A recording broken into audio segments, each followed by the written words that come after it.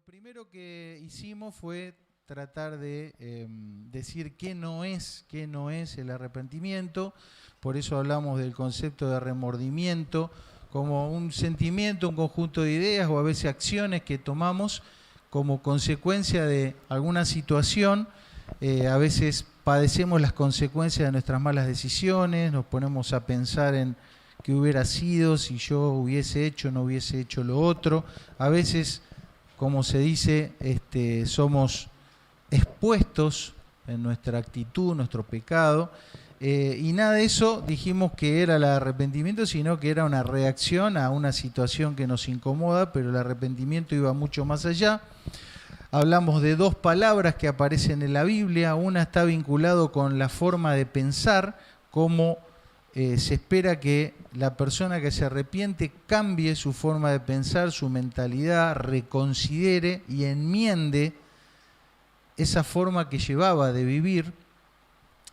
Y la otra palabra nos hablaba de un regreso, ¿recuerdan? ¿Sí? Regresar o retornar a un camino que uno evidentemente ha extraviado. Sin embargo, dijimos que no era volver a cualquier lado y de cualquier manera, y que no era tampoco cambiar la forma de pensar como a nosotros nos parezca, sino que esto va teniendo un orden que Dios le da para que sea un arrepentimiento bíblico y no sea cualquier otra cosa, ¿no? A nosotros nos interesa hacerlo como a Dios le agrada, y vimos que en la palabra de Dios, Dios es bastante categórico, ¿viste? No hay medias tintas, no hay, bueno, hacelo a tu manera, lo que importa es la intención, bueno, arrancá y después vemos, sino que Dios, al ser una autoridad soberana, pone las cosas así en forma muy categórica, muy radical, ¿sí? No radical del partido político, sino radical de que, bueno, es así y no es de otra manera, ¿sí? Por eso dijimos que ese cambio de mentalidad tenía que ser únicamente o según lo que Dios nos va indicando en su palabra. O sea, esa renovación del pensamiento, ese análisis que hagamos de nuestra vida, de qué estuvo bien, qué no estuvo bien, cómo lo puedo hacer mejor, tiene que ser según como Dios nos lo va diciendo, y que ese regreso del camino errado que tomamos no puede ser a cualquier camino, sino que tiene que ser un camino que nos lleve directamente hacia Él, y enfatizamos el concepto que tenía que ser como si camináramos de cara hacia Dios, ¿eh? Entonces el desafío es grande porque involucra ajustar un montón de cosas para poder realmente caminar en un regreso a Dios, en un arrepentimiento bíblico. Dijimos también, porque hasta acá parece complejo el tema, pero dijimos que es Dios quien nos guía al arrepentimiento, a ese camino de regreso, a ese cambio de mentalidad, a esa forma diferente de ver las cosas. Es Dios mismo quien nos guía, porque Él es bueno y Él, en su bondad, en su benignidad, le place, le gusta guiarnos de esa manera. Así que podemos estar tranquilos y confiados en que si nosotros nos bajamos de nuestro egocentrismo, de nuestro orgullo, Dios nos va a llevar por ese camino de regreso hacia Él. Y recordamos entre tantos versículos como el mismo escritor del Salmo 119, que tanto habla de las palabras de Dios, de meditar, de reflexionar, de memorizar la palabra de Dios, termina diciendo al final como una conclusión: mirá, Señor, yo soy como una oveja perdida, ¿sí? Una oveja errante, extraviada. Por favor, vení a buscarme, ¿no? Vení a buscarme. Que esa pueda ser nuestra oración en este día y cada día. También planteamos que el arrepentimiento tiene que tener un momento, ¿viste? Tiene que haber un punto en tu vida donde vos puedas registrar en la memoria y decir: sí, yo efectivamente hubo un día donde me di cuenta que era un pecador perdido, y me di cuenta que Cristo me vino a buscar, y que a través de él yo tengo la guía y tengo los medios para regresar a Dios. Y ese día yo le pedí perdón a Dios y reconocí a Cristo como mi Salvador, ¿sí? Ese encuentro ahí a los pies de la cruz. Tiene que estar en tu mente registrado ese momento, ¿sí? Si no lo está, es un tema, ¿no? Porque falta como ese mojón, ¿viste? Ese punto donde hay un antes y un después en la vida de un ser humano. No es lo mismo antes de Cristo que después de Cristo en la vida de un ser humano. Entonces, si alguno de los que está aquí o los que nos están mirando por las pantallas no registra en su memoria ese momento en el cual oró a Dios y le pidió perdón al Señor por sus pecados y estuvo allí a los pies de la cruz, bueno, hoy es un día para registrar ese momento que es fundamental. Pero claro, no es solo eso, ¿no? Es después todo lo que se genera en un individuo que pasa por ese minuto ahí de contacto con la cruz del Calvario. Después hay una serie de cambios, de cosas que Dios va generando. Dijimos que arrepentirse era renovar la mente, la forma de pensar. Es como que Dios nos va a dar unos anteojos nuevos para ver el mundo y vernos a nosotros mismos de una manera diferente a como lo hacíamos sin Cristo. Y si el camino, si la idea de arrepentimiento es regresar, bueno, hay un camino, ¿no? Para recorrer. No se llega a ese camino de una zancada, de un solo paso. Por lo tanto, decimos que el arrepentimiento también tiene un aspecto que es un hábito, una cosa constante que todos deberíamos recorrer, ¿no? Por eso, en ese camino va a haber unos frutos, unas evidencias de que efectivamente yo he regresado y estoy regresando al Señor, ¿sí? Finalmente dijimos que en este viaje queríamos llevar algo en nuestra mochila de regreso y era la vergüenza, pero no en el sentido de quedar mal con la gente o de ser políticamente incorrecto, sino en el sentido de tener una conciencia clara, sensible al hecho de cómo nos denigra, cómo nos destruye el pecado, ¿sí? Eso va a ser una marca clara de que la persona realmente se arrepintió, tuvo ese encuentro con Cristo. El pecado le empieza a molestar, le empieza a incomodar vivir como vivía antes, ¿sí? Entonces, tiene que ser un compañero permanente en nosotros la vergüenza en el sentido de sensibilidad, conciencia de que cuando pecamos nos denigramos, ¿sí? Alguien dijo, el hombre cuando obedece las instrucciones de Dios es mejor que los ángeles, pero cuando las desobedece es peor que un animal, ¿no? Tremenda declaración para que tomemos conciencia de que no es lo mismo obedecer que desobedecer.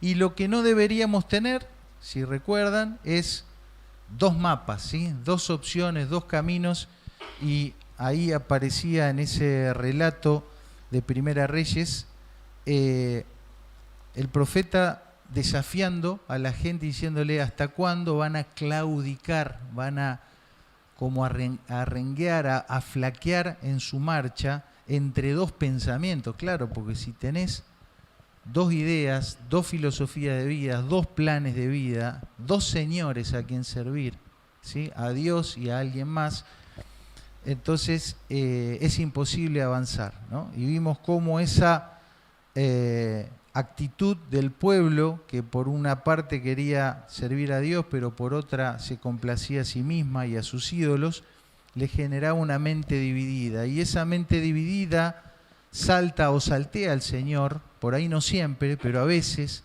por ahí tenemos algún área de nuestra vida tipo gastos reservados, ¿viste? Ahora se habla mucho de eso. Los funcionarios que pueden gastar un dinero sin dar cuenta a nadie de eso, ¿no? y ahí puede pasar cualquier cosa. Entonces por ahí nosotros también podemos llegar a tener algún área de la vida con gastos reservados donde Dios ahí no entra, ¿no? Entonces el Señor va golpeando la puerta y cuando llega esa le decimos no, pasa a la otra. Eso lo que va a generar es que cuando Dios nos llame al arrepentimiento, a regresar a un cambio de mentalidad, nosotros no podamos responder a ese llamado de regreso a Él. Hoy vamos a respondernos un par de preguntas y la primera es, ¿por dónde empezar en el camino de regreso? ¿No? ¿Cuál sería el primer paso? Y el camino de regreso hacia Dios, de cara a Dios, es un camino que cualquiera de los que está aquí puede recorrer, sin importar en qué lugar del trayecto te encuentres. Podés estar, como se dice, ¿viste? Mordiste la banquina con el auto, ya sabés lo que pasa después, ¿no? Después cortás el alambrado y después ya terminás dando tumbos y ahí tirado. Puede ser que alguien se encuentre así o puede ser simplemente alguien que está viviendo en obediencia, pero que si te revisás te das cuenta que todavía hay mucho por recorrer en un acercamiento de cara a Dios, ¿sí? Excepto que alguno aquí diga, bueno, yo ya llegué, ya estoy, ya no tengo más que avanzar en mi vida cristiana, ¿no? Difícilmente alguien lo pueda decir. Entonces, ¿por dónde empezar el regreso desde el lugar donde estés y desde la condición en la que estés, que obviamente no es de mi incumbencia, es algo que cada uno tiene que revisar delante de Dios? Bueno, lo primero sería preguntarse cuán importante sería emprender un camino de regreso a Dios, un cambio, una renovación de la mente. Y hay dos expresiones en los Salmos que me parecen muy, muy ilustrativas. Fíjense, el Salmo 73 dice, en cuanto a mí, el acercarme a Dios es el bien. ¿Sí? O sea, esta persona, que dicho sea de paso era un alto personaje en el mundo de la religión judía, tenía un cargo importante, era un hombre con responsabilidades. Sin embargo, él también en un momento claudica, ¿viste? Duda, empieza a, como leímos hoy, a claudicar entre dos pensamientos, ¿viste? Tenía el mapa, que era el mapa que él seguía de obediencia a Dios, y de repente agarró otro, ¿viste? Agarró el mapa de la gente del mundo, como decimos nosotros, y lo entró a mirar así de reojo y dijo, pucha, esta gente parece que se la pasa bien y yo acá reventándome todos los días para hacer las cosas bien. Y el tipo en un momento dudó, ¿no? Y dice, casi se resbalaron mis pies. Entonces termina el Salmo donde él recapacita, regresa a Dios, se arrepiente de eso que le había pasado en su interior y que queda ahí escrito. Lee el Salmo 73, es buenísimo. Y termina diciendo esto, en cuanto a mí, el acercarme a Dios, o sea, el prender el camino de regreso permanente, es el bien, no necesita nada más, ¿sí? Y el Salmo 16, que te lo dice de otra manera, no hay para mí bien que esté fuera de ti. Te das cuenta que nadie va a establecer un proyecto de vida en algo o con alguien, ponele, que considere poco interesante, poco importante o perjudicial. Sería una locura, ¿no? Que alguien vaya hacia un camino que le parece malo o negativo o innecesario. Entonces, para emprender un camino de regreso a Dios, lo primero que deberíamos pautar interiormente es decir, bueno, ¿cuán importante es para mí caminar de cara hacia Dios? Bueno, sí, es bueno, me gustaría, no. ¿Cuánto vale? ¿Cuánto vale para cada uno de los que estamos aquí el caminar de cara hacia Dios? ¿Sí? Y debería ser la respuesta, lo vale todo, o vale más que nada, ¿sí? o lo cambiaría por cualquier cosa. Y eso nos daría la posibilidad de poner en marcha el primer pie y después el segundo, de regreso de cara hacia Dios. Hubo un personaje que en un momento le pasaron cosas, y ahí está toda la historia, ustedes la pueden leer. ¿La pueden leer? Ah, no, perdón, me quedó letra chica la letra. Volviendo en sí, dijo. De toda la historia, para mí, esta es la frase más cautivante, ¿sí? Porque el tipo, ahora vamos a leer, tengo otra con la letra grande, pero lo importante es cuando él cambió la mentalidad, ¿entendés? Tuki se dio vuelta, volvió en sí, como que estaba en una vida de locura, ¿sí? De enajenación, de esclavitud, y un día volvió en sí. ¿Recuerdan la historia? Este joven desperdició todas las riquezas que el padre le había dado y llegó un momento que deseaba llenar su vientre de las algarrobas que comían los cerdos, pero nadie le daba, ni eso tenía el guaso. Y volviendo en sí dijo: ¿cuántos jornaleros en la casa de mi padre tienen abundancia de pan y yo aquí padezco de hambre? Y ahora viene, ¿viste? Me levantaré e iré a mi padre y le diré: Padre, he pecado contra el cielo y contra ti, ya no soy digno de ser llamado tu hijo, hazme aunque sea como uno de tus jornaleros. Tremenda esta declaración.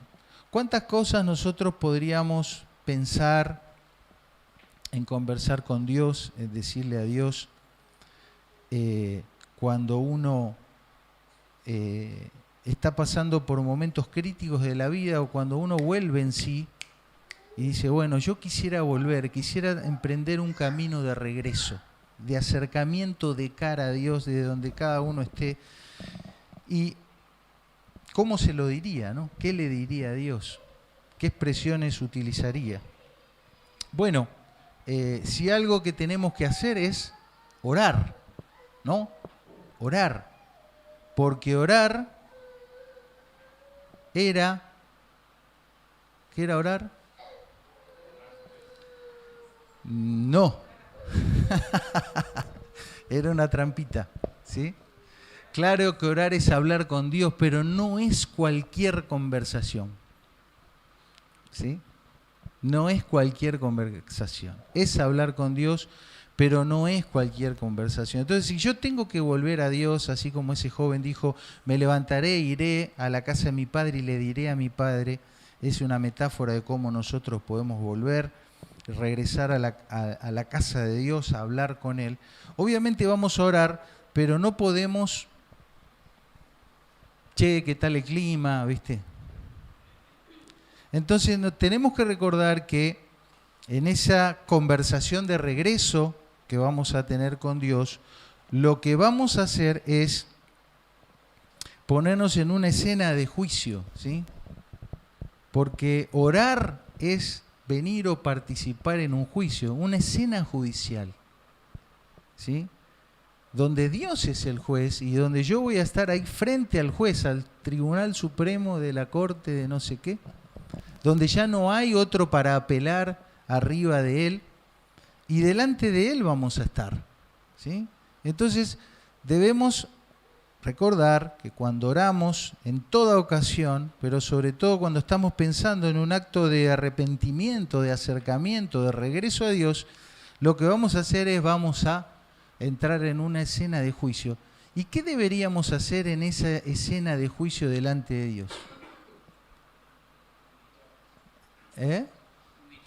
Humillarse. ¿Qué más? Confesar. Y en algún momento analizamos esta palabra confesar y vamos a ver en la siguiente diapositiva todo lo que significa confesar, ¿sí? Fíjate el versículo del medio, ¿no? Cómo Dios nos llama y nos dice, mirad a mí, otra vez, porque es de regreso de cara a Dios, ¿sí? mirad a mí y sed salvos todos los términos de la tierra, porque yo soy Dios y no hay más. ¿Te das cuenta que no hay otra opción? Es volver a Él. Por mí mismo hice juramento, ahí ves como Dios se compromete en hacerte regresar. Por mi boca salió palabra de justicia y no será revocada, que a mí se doblará toda rodilla, un símbolo de humillarse, y confesará toda lengua. ¿Y qué es confesar a Dios?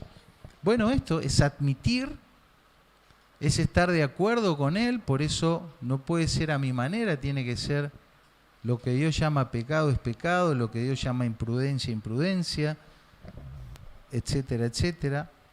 Pero también tiene los condimentos de alabar a Dios, es decir, relatar. Alabar a Dios no es cantar la canción. Alabar a Dios es relatar los hechos que Dios ha hecho.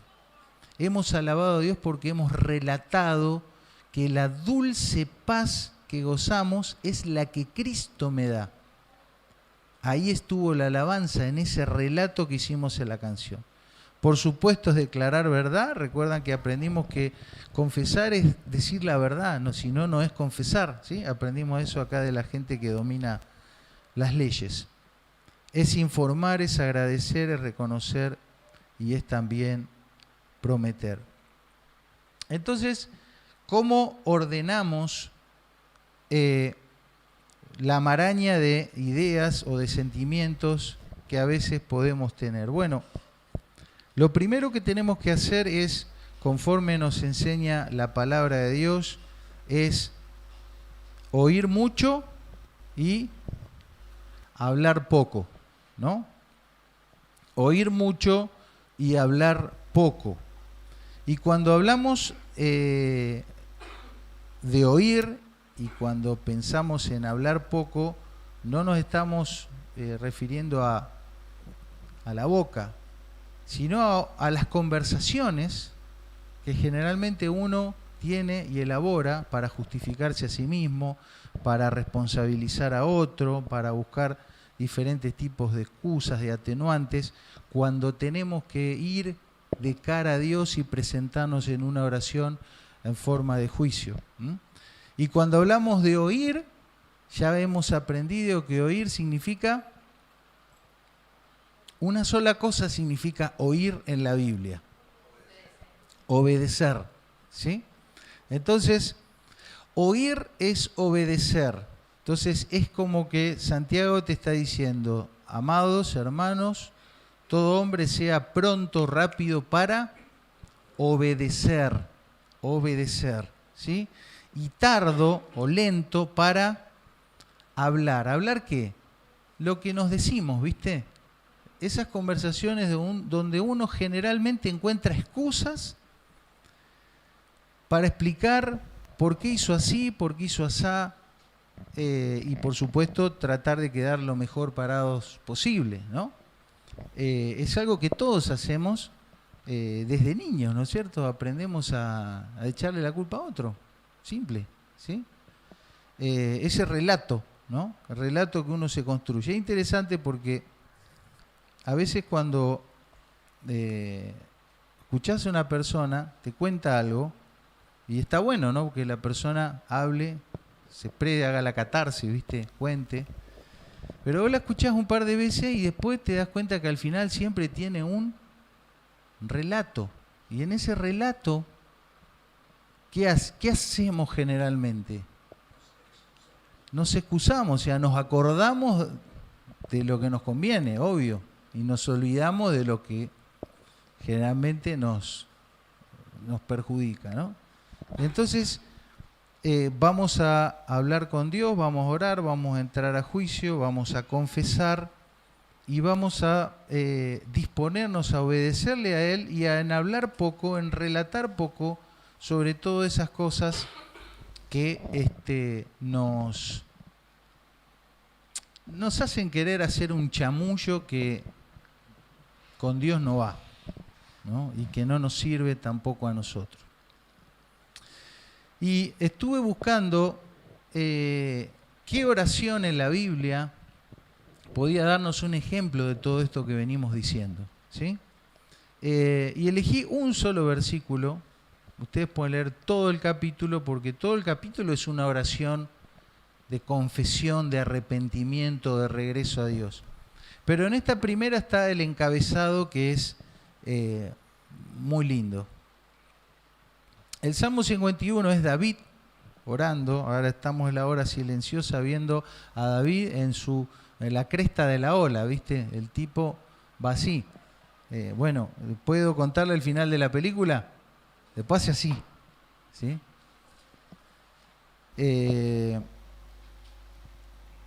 Y en uno de esos momentos donde él cayó de lo más bajo posible, él ora así a Dios. Y le dice: ten piedad de mí, oh Dios, conforme a tu misericordia, conforme a la multitud de tus piedades, borra mis rebeliones. Entonces vamos a explicar un poquito qué hay detrás de estas expresiones que en castellano yo no entiendo mucho, qué es piedad, qué es misericordia. Entonces vamos a ver ahí qué hay detrás de esto. Fíjate, ten piedad de mí, oh Dios, es como que le pidiera a Dios que Dios aplique o imparta su gracia, la gracia de Dios sobre él. Es como que te diga: agraciame, ¿no? Llename de tu gracia. ¿Y a qué nos referimos con la gracia de Dios? La gracia de Dios es el medio por el cual Dios actúa en favor nuestro cuando hay el menor mérito posible de nuestra parte. Es decir, te la mandaste de los 1000 colores posibles y no tenés ni una a favor. Ese es el mejor ámbito para que Dios aplique su gracia. Cuando actúa la gracia de Dios es porque no hay ningún mérito en nosotros, ¿sí? Entonces, lo primero que dice David es: no hay ningún mérito en mí, de ningún tipo, entonces te pido que me llenes de tu gracia, ¿sí? Después dice: conforme a tu misericordia, una palabra que ya en algún momento la estudiamos y que aparece con muchos sinónimos, porque fíjense, no hay una sola forma de entender qué es la misericordia de Dios, pero tiene que ver con la gracia que mencionamos, la bondad, el amor, la benevolencia, la clemencia, el consuelo, la piedad, y nos quedamos para recordar el concepto de la solidaridad de Dios. ¿Qué es la solidaridad en líneas generales? Cuando vos haces algo por otro, aunque vos no estás obligado, ¿sí? Haces algo por otro aunque no estás obligado. Eso sería un acto solidario. Entonces David le está diciendo: aplicá sobre mí tu gracia, ese medio que vos usás cuando la persona no tiene ningún mérito, conforme a tu solidaridad, a tus actos solidarios, a esos actos que vos haces, Dios, en favor de las personas, aunque no estás obligado, ¿sí? Eso es lo que le pide David a Dios. Y aquí podríamos hacernos una pregunta más, y es: ¿cómo me mira Dios con esa gracia o con esa solidaridad? Recuerdan que dijimos que regresar a Dios es de cara. Entonces David lo está viendo a Dios y le está diciendo: bueno, yo, Dios, veo tu solidaridad y te pido que me des esa gracia, ese favor inmerecido. Y podríamos preguntarnos también: bueno, ¿cómo lo está viendo Dios a David en ese momento, con esos ojos de gracia, con esa mirada solidaria? Bueno, la mejor forma que yo me encontré para explicarlo es así. Si vos ves la imagen de la izquierda, ¿qué ves? Chatarra, ¿sí? Un artista, de esos artistas plásticos, ¿qué ve ahí en la chatarra? Ve otra cosa, ¿sí? Ve materia prima y ya por ahí, así desordenada como está, el tipo ya ve la obra de arte. ¿Te das cuenta? Depende de la mirada del observador. Entonces, lo que a simple vista o a nuestra vista es una chatarra, es decir, mi vida, Dios con su mirada de gracia, de solidaridad, ve y dice, de este desastre yo voy a hacer una obra de arte. ¿Sí? De este desastre de gente, de persona, yo voy a hacer una obra de arte. ¿Sí? Y como dice Pablo, lo necio del mundo escogió Dios, chatarra, para avergonzar a los sabios. Lo débil del mundo escogió Dios, chatarra, para avergonzar a lo fuerte. Y lo vil del mundo y lo menospreciado escogió Dios, chatarra. ¿Sí? Esa es la gracia de Dios, es la forma en cómo Dios mira al pecador, por supuesto, a través de la obra de Cristo. ¿Sí? En tercer lugar, en esta oración, David evoca la gracia de Dios, el favor inmerecido, la misericordia de Dios, la solidaridad de Dios, esos ojos con el cual Dios nos mira. Y finalmente, él le dice que Dios actúe conforme a la multitud de sus piedades. Nuevamente aparece la palabra piedad, pero en el hebreo, cuando David escribió, usó otra palabra distinta a la de arriba. Y él usó esta palabra, rehem, que significa amor entrañable. Si es un amor entrañable, ¿de dónde viene? De las entrañas, ¿sí? ¿Y qué amor viene de las entrañas? Bien, entonces la palabra rehem, que hace referencia al amor de Dios, es lo mismo que el amor maternal, ¿sí? Entonces, ¿cómo es el amor maternal?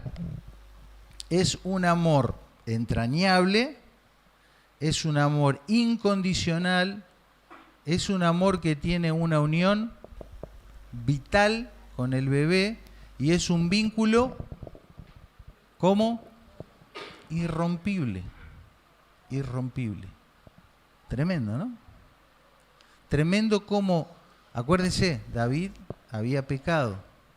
Estaba orando a Dios, entrando en una escena de juicio, pero apela a Dios en la gracia de Dios, en la solidaridad de Dios y en el amor entrañable de Dios por los suyos. Paréntesis.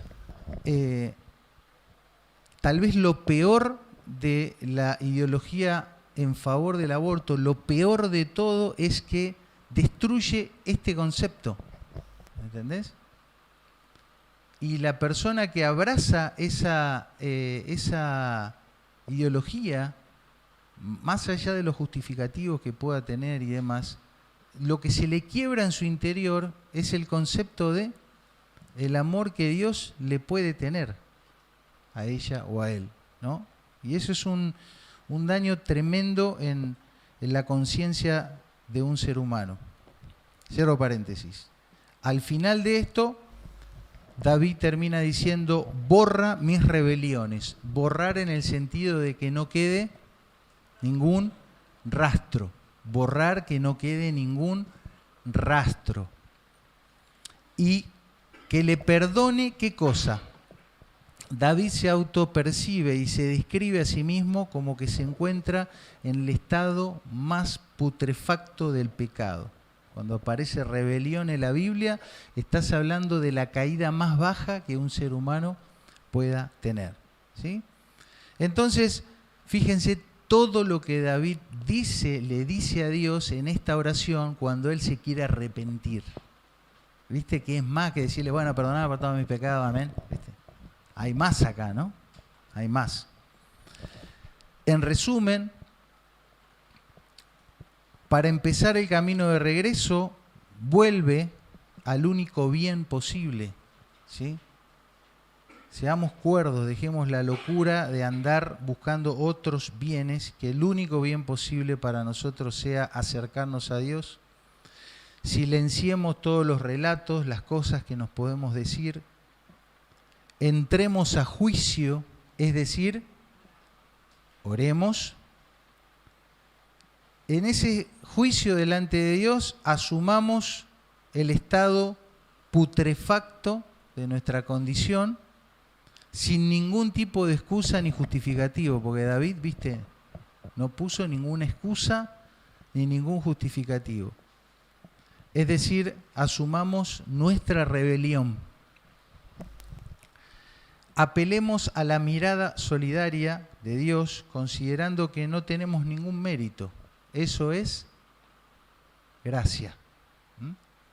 Y recurramos a la unión vital e irrompible que Dios quiere tener con nosotros. Eso es amor entrañable. En un segundo capítulo, si miramos rápidamente los siguientes versículos, vamos a ver que se destacan dos palabras o dos conceptos. En rojo, fíjate, luz, resplandeció, iluminación, la faz, la cara de Jesucristo, y por otro lado, tinieblas, ¿sí? En otro versículo que leímos, dice que Él nos llamó de las tinieblas a su luz. En otro versículo que leímos, hay una exhortación a despertarse, como si estuviéramos en un sueño, pero en un sueño mortífero, ¿viste? En un sopor. Y del otro lado, ¿qué nos espera? Que Cristo nos alumbre. Y finalmente, todo esto es porque, como dice Juan, Dios es luz y no hay tinieblas en Él. ¿Ves? Negro, blanco. Y estamos llamados a ir de cara a Él, entonces ir de cara hacia la luz, hacia Dios que es luz, y dejar las tinieblas. Por supuesto, si decimos que tenemos comunión con Él y andamos en tinieblas, estamos mintiendo, ¿no es cierto? Y no practicamos la verdad. Entonces hay en la Biblia, como ven, muchos pasajes que van relacionando este concepto de Dios como la luz, como el que alumbra, y nuestra condición de pecadores o de perdidos o de alejados de Él como la oscuridad. Un proverbio hermoso lo dice así, dice, mas la senda, ¿no? Hablamos de un camino, estamos ahí.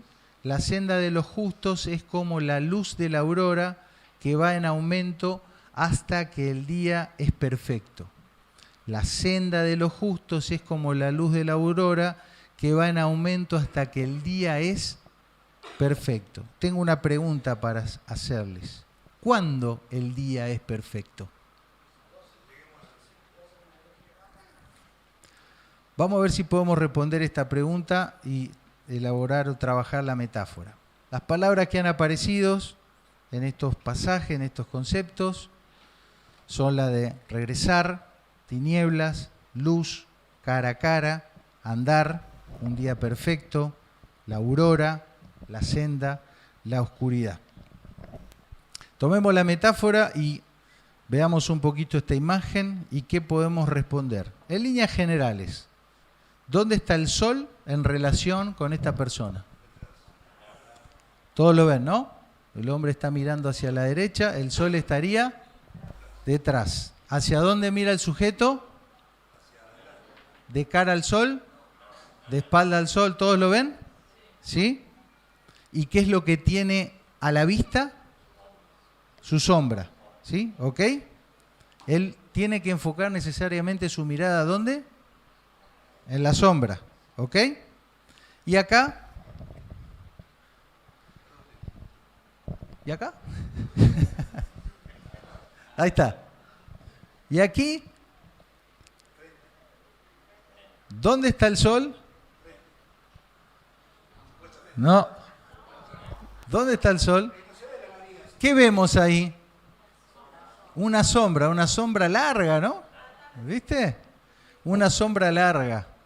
¿Y la persona de ahí va o viene?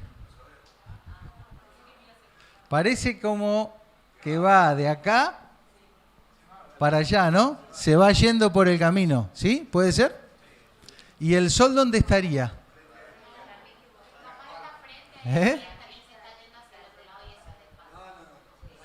Bueno, miren, a mí me dio la impresión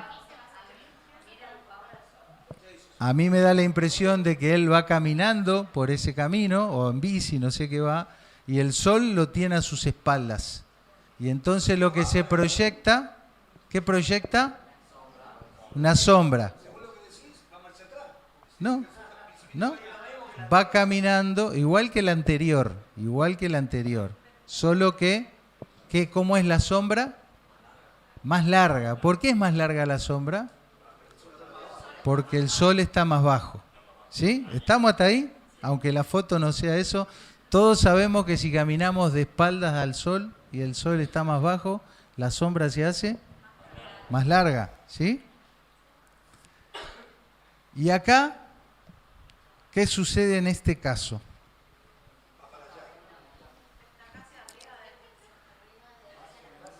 ¿Hacia dónde camina la persona? Hacia la luz, hacia el sol. ¿Y la sombra dónde le queda? En la espalda. ¿Estamos hasta ahí? Entonces, bueno, todos sabemos por experiencia y por educación escolar que según nuestra posición en relación al sol, la sombra a nuestro alrededor va a cambiar, ¿no es cierto? En el caso del sol, el sol se mueve y entonces aunque nosotros nos quedemos quietos va a cambiar la sombra, ¿no? Como pasa con los árboles, con las casas, con todo. Pero vamos a tomar esta metáfora porque la Biblia refiere a Dios como, o al Señor, como ¿qué? Como luz y ¿qué más? Fíjate, qué interesante.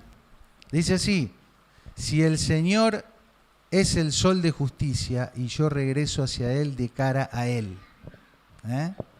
En la Biblia se habla de Dios como el sol de justicia. Qué linda esta expresión, ¿no? Y entonces no va a ser lo mismo si yo voy de espalda a Dios, de espalda al sol, que si yo voy de cara hacia Él, que es el camino del arrepentimiento que tengo que transitar, ¿sí? Entonces nos vamos a preguntar, ¿qué va a pasar con nuestra sombra si yo camino hacia el Señor, de cara hacia Él, me voy acercando a Él? ¿Y qué va a pasar si yo camino de espaldas a Dios, con el sol de justicia a mis espaldas? ¿Sí? Entonces, nosotros somos llamados a caminar hacia el Señor, hacia el sol de justicia, y por lo tanto nuestra sombra, nuestro pasado, tiene que quedar ¿dónde? Atrás, a nuestras espaldas. Y lo dice así la palabra de Dios, basta ya del tiempo pasado, ya está, ya pasó. El mismo apóstol Pablo dice, yo no pretendo haberlo alcanzado, él está en ese camino de regreso permanente, olvidando lo que queda atrás y extendiéndome a lo que está delante, prosigo ¿a dónde?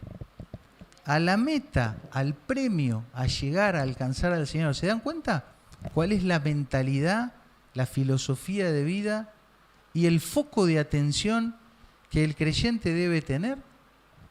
Es indudablemente de cara a Dios, y tomando la metáfora del sol, dejando la sombra de nuestro pasado, ¿dónde? Atrás, atrás. La gran pregunta sería, ¿qué podemos incluir en esta sombra? ¿Qué tiene la sombra de nuestra vida de no arrepentimiento? ¿Sí? Recordamos, vamos caminando de espaldas a Dios, enfocados en nuestras decisiones, me arrepiento, regreso a Dios, voy de cara a Él y por lo tanto atrás quedan cosas, ¿no? ¿Qué queda ahí?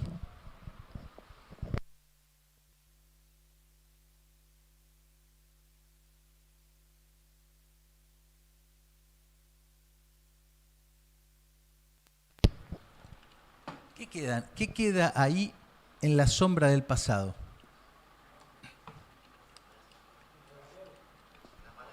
Malas decisiones, mis rebeliones, hábitos, fracasos. todas las cosas que vivimos. Por ejemplo,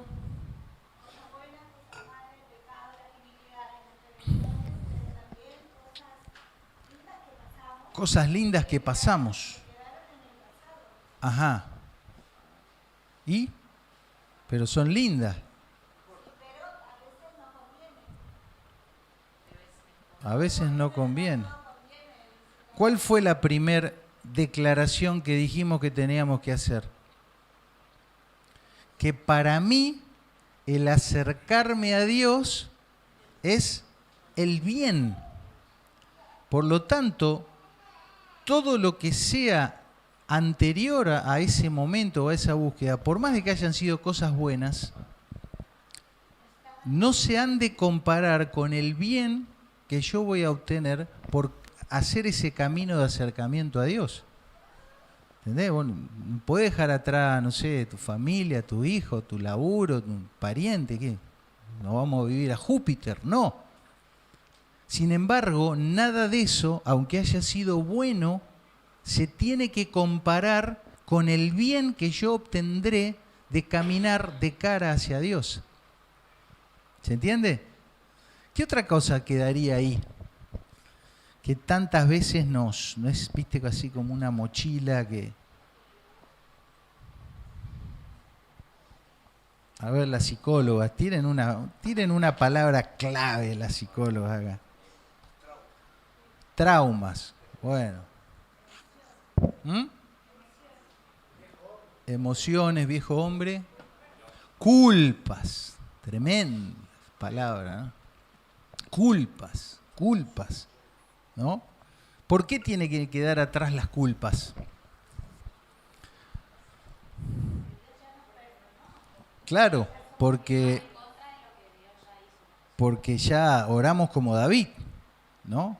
Ya ahora me quiero ver reflejado en cómo Dios me ve, con esa mirada de gracia, de solidaridad. Está bien, yo era chatarra, pero ahora en Cristo soy un proyecto de obra de arte que Él va a hacer.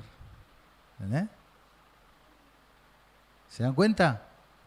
Entonces ese concepto de mí mismo, de mi entorno, proyecto de vida, culpas, cargas de toda índole, también tienen que quedar atrás. Y les dejo la imagen para que lo trabajen y se den cuenta. O sea, no va a haber nada que yo deje atrás que merezca seguir teniéndolo por lo que tengo adelante, que es el bien de acercarme a Dios. ¿Se entiende? Entonces, esto se dice en la Biblia. Fíjense, dice, despojémonos de todo peso. Ahí entra todo en todo peso, ¿no? Todo peso. Puede ser algo bueno, como un proyecto de vida, una carrera, un negocio, familia, pero si es un peso para caminar de cara a Dios, entonces tiene que quedar atrás. Insisto, no significa que voy a abandonar a mi gente cuera, significa que me voy a relacionar con mi familia o con mi trabajo, o con mis negocios, de una manera diferente. Ahora lo voy a hacer como Dios quiere, con la mentalidad de Él. ¿Se dan cuenta? ¿Sí? Ni hablar del pecado que nos asedia, si nos asedia porque no hubo confesión, y corramos con paciencia la carrera que tenemos por delante. Puesto los ojos en ¿quién? Es regresar de cara a Dios. ¿Se dan cuenta que siempre estamos hablando de lo mismo? El autor y consumador de la fe, ¿no? ¿Viste cómo la sombra a veces se hace tan grande y tan fuerte que te da miedo, ¿no? Te da miedo. Y Jesús lo dijo así: ninguno que poniendo su mano en el arado mira atrás es apto para el reino de Dios. ¿Por qué no va a ser apto? Porque todavía tiene atrás algo más importante que el Señor que está por delante. Entonces te falta algo. ¿Qué te falta? ¿Qué te falta si estás en el arado, vamos a decir, sirviendo al Señor, pero todavía mirás atrás? ¿Qué te falta? arrepentimiento. No volviste, no te diste vuelta, no cambió tu mente. No encontraste todo el bien en acercarte a Dios. Todavía hay algo allá que es más importante. ¿Sí? Es duro, pero bueno, el Señor lo dijo así. ¿Eh? Interesante que a veces la sombra que miramos no es la nuestra, sino que es la de otro. Ahí están los niños jugando con la sombra del compañerito. Y acá hubo un personaje que el Señor lo estaba trayendo, Pedro, lo estaba trayendo. Pedro había negado al Señor. Y en esta conversación él se estaba arrepintiendo y la bondad de Dios lo estaba guiando al arrepentimiento. ¿Qué hace Pedro? Fíjate, volviéndose Pedro, vio que le seguía el discípulo a quien amaba a Jesús, otro, no importa. Cuando Pedro lo vio, le dijo a Jesús, Señor, ¿y este? ¿Qué hace acá este muchacho? ¿No? ¿Y el Señor qué le dijo? ¿Qué te importa? ¿Mm? Si yo quiero que él se quede, ¿qué a ti? O sea, ¿qué te importa? ¿Y qué le dice el Señor? Viejo, seguime. ¿No quedamos que te ibas a arrepentir, que ibas a volver, regresar de cara a mí? ¿No quedamos en eso que hablábamos hace un ratito? Sí. ¿Por qué mirás la sombra del otro? ¿Mm? Bueno, queridos, esto abre un gran capítulo de cómo interactuamos con el otro, que obviamente no lo vamos a hacer ahora, pero es para reflexionar. El arrepentimiento genuino, el regresar a Dios, el emprender mi camino de regreso marchando hacia Dios es poner los ojos en Él. Si yo encuentro distracciones en otro o en mi pasado, es porque todavía no me cayó la ficha de que para mí el acercarme a Dios es el bien. Y estoy con dos mapas, estoy claudicando, ¿viste? Un poco para acá, un poco para allá, un poco para allá, un poco para allá. ¿Y a dónde voy? A ningún lado de como Dios quiere que sea. Último pensamiento de la metáfora. Decía el proverbio que elegimos, que la senda de los justos es como la luz de la aurora, que va en aumento hasta que el día es perfecto. ¿Y qué pasa con la luz de la aurora? Genera, ¿qué cosa? Una sombra larga, ¿viste? Porque te da medio así de chanfle, ¿no? Entonces, puede ser que al comienzo de nuestro camino de regreso ya no estemos mirando la sombra. Supongamos que esta persona arranca su vida de regreso a Dios, camina de cara a Dios, no está mirando a otro que no sea el Señor, pero todavía tiene mucho atrás, ¿viste? Una sombra larga, grande. ¿Qué le estaría faltando a esta persona?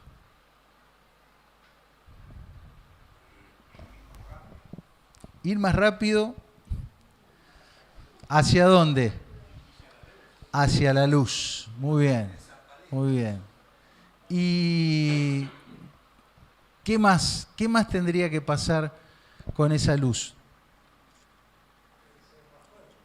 Más fuerte. ¿Y cuándo va a ser más fuerte la luz del sol? La luz de la aurora que va en aumento hasta que el día es perfecto. ¿Cuándo el día es perfecto? Cuando el sol está en su cenit. ¿Cuál es el cenit? Allá. Cuando el rayo de luz cae en una vertical perfecta. ¿Sí? Cuando el sol está al cenit, que podría ser, no es tan así, pero al mediodía, ponele. Si yo estoy exactamente bajo el rayo, ¿qué es lo que no hay? No hay sombra, ¿viste? No hay sombra. Entonces, nuestro caminar, lo más rápido posible, acercándonos a la luz, como decía Máximo, tiene que incluir que la presencia de Dios, la autoridad de Dios, el efecto de Dios en nuestra vida, no sea como la aurora, que es un rayo, pero está lejos y allá, no pega tanto, ¿viste? Tiene que ser un proceso en el cual Dios realmente gobierne y que nosotros estemos efectivamente bajo la autoridad, bajo la luz de Dios. Eso se llama en términos militares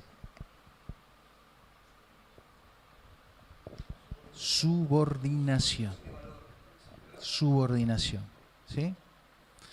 Y la Biblia usa otro término que es someterse. Es una palabra que nos choca en nuestra cultura ahora. ¿Sí? Pero captá la idea. Estamos hablando de quedar abajo justo del rayo del sol cuando está en su momento de mayor poder, que es el único lugar donde Dios quiere estar en nuestra vida, ¿no? Ahí, en el cenit, ¿no? Y es por eso que Santiago les dice a unos creyentes que andaban en cualquiera, nuevamente, Él da mayor gracia. La gracia de Dios está siempre, ¿viste? Y también dice, Dios resiste, rechaza a los soberbios, pero da gracia ¿a quién? A los humildes. Someteos, pues, a Dios. Es decir, una subordinación humilde. Dios en el cenit de mi vida, donde el impacto máximo de su gracia cae sobre mí y donde las sombras desaparecen. Ese es el día perfecto. ¿Te gustaría vivir así? Cada día con Dios al cenit, sin sombras, y teniendo los rayos de Dios pegando al 100% sobre nosotros. Creo que esa es la experiencia que muchos anhelamos. Bueno, hay que caminar hacia ahí. Hay que caminar hacia ahí. Ese es el camino. Vamos a orar. Señor, venimos a tu presencia invocando tu gracia.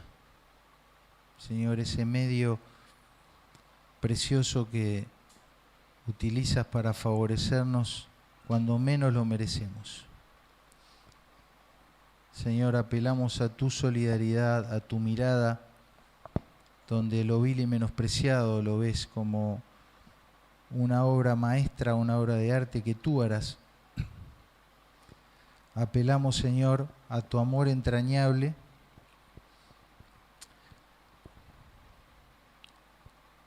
para pedirte que borres el rastro de nuestras rebeliones. Queremos caminar hacia ti, queremos regresar hacia ti. Quisiéramos desde este día y en adelante no mirar más atrás. Hábitos, patrones, relatos, culpas, proyectos propios y aún cosas buenas, Señor. Ahora nuestra mirada deseamos ponerla en Jesús, el autor y consumador de la fe, y caminar hacia Él, por cuanto acercarnos a ti es el bien. Señor, que puedas brillar como el sol de justicia, con todo el poder y la fuerza de la cual tú solo eres digno, y estar nosotros ahí abajo, subordinados humildemente, bajo tu mano de autoridad, de cuidado, de bendición. Señor, que puedas hablar a cada uno de nuestras vidas y guiarnos al arrepentimiento. Si hay alguien aquí, Señor, o que nos está viendo en las pantallas, que aún no ha tenido ese encuentro personal con Cristo, que pueda hacer en el día de hoy el hito, la marca que por fin pueda poner, que pueda volver en sí, que pueda regresar a la casa del Padre. Tráele, Señor, y llévanos a cada uno de nosotros de regreso hacia ti, bajo tu autoridad. Gracias por tu gracia, Señor. Oramos en el nombre y por los méritos de Cristo Jesús. Amén. Amén.